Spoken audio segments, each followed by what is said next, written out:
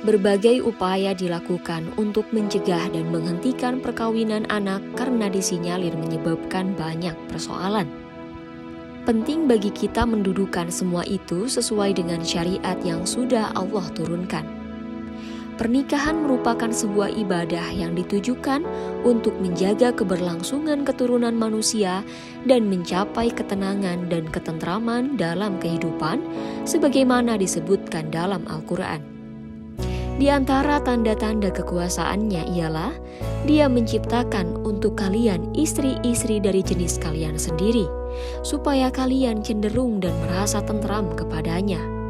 Quran Surat Ar-Rum ayat 21. Menikah juga merupakan sunnah Nabi SAW.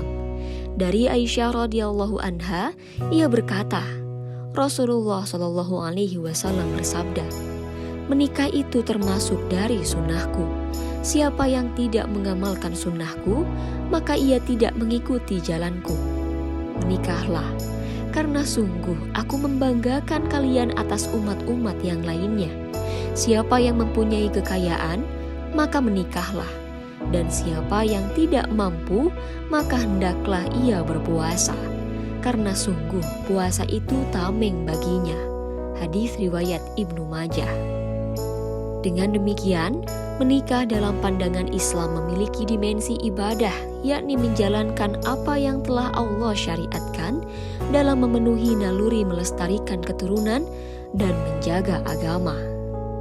Sehingga pernikahan bukan semata dalam rangka memenuhi rasa cinta dan syahwat, yang ketika cinta memudar dan syahwat berkurang, berakibat pada berakhirnya pernikahan. Pernikahan bukan juga solusi untuk mengatasi kemiskinan, sehingga orang tua lebih dini menikahkan anak dalam rangka mengurangi beban ekonomi. Bukan juga solusi bagi pergaulan anak yang berujung pada kehamilan di luar nikah, karena rumah tangga yang dibangun dengan landasan seperti ini akan sangat rapuh. Hal ini terjadi karena tidak adanya kesiapan secara mental, akan dipenuhi dengan konflik yang berujung pada perceraian. Berbeda ketika pernikahan dilandasi keimanan dan niat beribadah kepada Allah. Ombak sebesar apapun yang menghantam biduk pernikahan tidak akan menggoyahkan karena kuatnya komitmen yang dimiliki di antara keduanya. Terlebih ketika pasangan di dalam rumah tangga satu sama lain paham dalam menjalankan apa yang menjadi hak dan kewajibannya. Insya Allah, rumah tangga seperti ini akan langgeng tanpa melihat usia yang menjalankannya. Islam pula telah mendudukan pendefinisian tentang anak, karena ketika seseorang sudah mencapai usia dewasa, maka ia akan terkena taklif atau pembebanan pelaksanaan syariat Islam. Seluruh amalnya akan dicatat dan akan diperhitungkan, dan kelak pada hari kiamat akan dipertanggungjawabkan di hadapan Allah Subhanahu wa Ta'ala. Di dalam Islam, anak adalah mereka yang belum mencapai usia baligh, dan dewasanya seorang anak adalah ketika sudah mencapai usia baligh. Pada laki-laki, baligh ditandai dengan bermimpi atau al-ihtilam, dan perempuan ditandai dengan haid. Rasulullah SAW bersabda, pena pencatat amal itu diangkat dari 3, dari orang yang tidur sampai ia bangun, dari anak kecil sampai ia dewasa atau yahtalima, dan dari orang gila sampai ia sadar. Hadis riwayat Abu Dawud, Tirmidzi, Ibnu Majah, dan Ahmad. Kata yahtalima adalah orang yang sudah bermimpi atau al-ihtilam. Maka dipahami bahwa anak yang sudah baligh telah menerima beban taklif, yaitu menjalankan hukum syara, dan dihisab sebagaimana implikasi dari pembebanan tersebut. Ini berarti pada saat baligh, anak dianggap telah dewasa dan dapat diperlakukan sebagaimana manusia dewasa di hadapan hukum.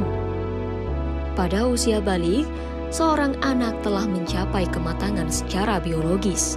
Namun dalam hal ini, perlu diimbangi dengan kematangan secara psikologis yang sering dikenal dengan istilah akil. Sehingga baligh dan akil berjalan secara beriringan. Bertolak dari pemahaman ini, kematangan psikologis anak harus dipersiapkan, agar pada saat baligh, anak pun menjadi akil. ia siap dalam mengarungi samudra kehidupan. Oleh karena itu, Islam mengajarkan penanaman akidah kepada anak, agar ia mengenal siapa penciptanya. Mengajarkan juga bagaimana orang tua harus memberi contoh dan memerintahkan anak-anaknya melaksanakan amalan-amalan wajib sejak dini, seperti melaksanakan sholat, menutup aurat, saum, dan sebagainya. Semua ini ditujukan agar anak siap dalam menerima taklif pada saat dewasa nanti. Anak laki-laki pun harus dipersiapkan untuk bisa mandiri dalam nafkah. Karena itu, Islam menjadikan kewajiban wali memberi nafkah kepada anak laki-laki adalah sampai ia mencapai baligh. Selebihnya tidak menjadi kewajiban. Dengan penyiapan yang telah disyariatkan di dalam Islam, akan terwujud generasi yang tidak hanya matang secara biologis, tapi juga psikologis. Generasi yang akil balil, yang siap memikul tanggung jawab atau taklif syara apapun. Sehingga kalaulah ia memilih untuk menikah di usia dini, maka secara mental ia akan siap dalam menghadapi permasalahan-permasalahan yang kerap muncul dalam pernikahan. Tentu saja ini berbeda dengan paradigma tentang anak dalam sistem kapitalis. Anak dikatakan dewasa bila sudah menginjak usia 18 tahun. Dengan pandangan seperti ini, tentu akan memunculkan kontradiksi.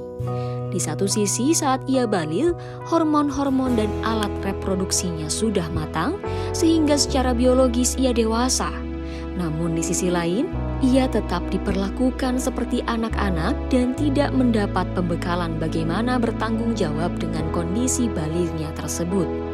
Akibatnya secara akal pikiran, ia masih jauh dari matang.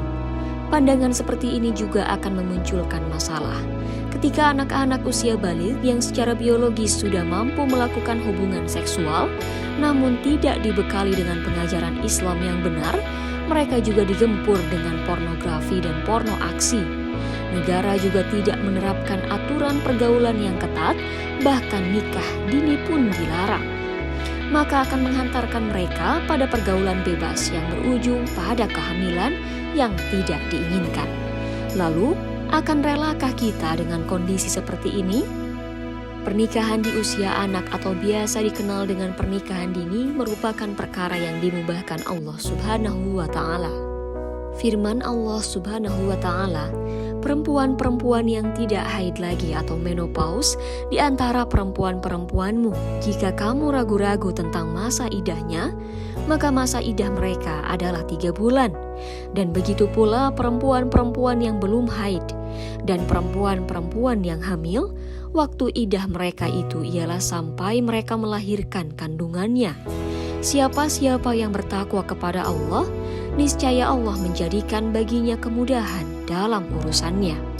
Quran Surat At-Tolaq ayat 4. Ayat ini menunjukkan pengakuan Allah Subhanahu wa Ta'ala terhadap pernikahan anak yang belum haid atau baligh. Sehingga Allah menetapkan masa idah bagi anak yang mengalami perceraian di usia belum baligh selama 3 bulan. Di sisi lain, Rasulullah SAW bersabda, "Wahai para pemuda, barang siapa yang telah mampu untuk menikah, maka hendaklah menikah. Sebab menikah itu akan lebih menundukkan pandangan dan akan lebih menjaga kemaluan.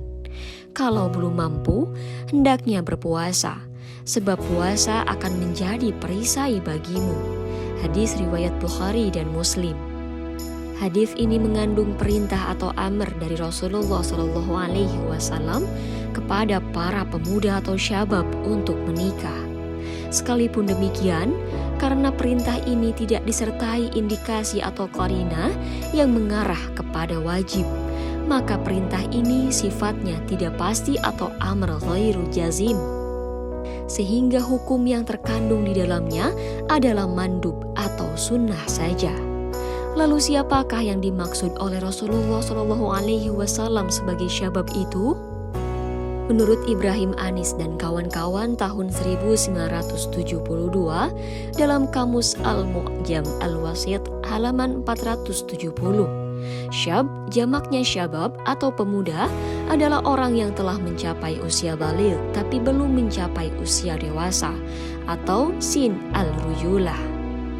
Sedang yang dimaksud kedewasaan atau ar-rujulah adalah kamal asyifat al-mumayyizah lil ar-rajul, yaitu sempurnanya sifat-sifat yang khusus atau spesifik bagi seorang laki-laki. Dari semua ini, nampak jelas bahwa pernikahan dini merupakan perkara yang dihalalkan atau diperkenankan di dalam Islam, sekalipun tidak sampai derajat wajib. Oleh karena itu, upaya melarang pernikahan pada anak termasuk perkara yang tidak diperbolehkan, karena termasuk mengharamkan apa yang telah dihalalkan oleh Allah Subhanahu wa Ta'ala.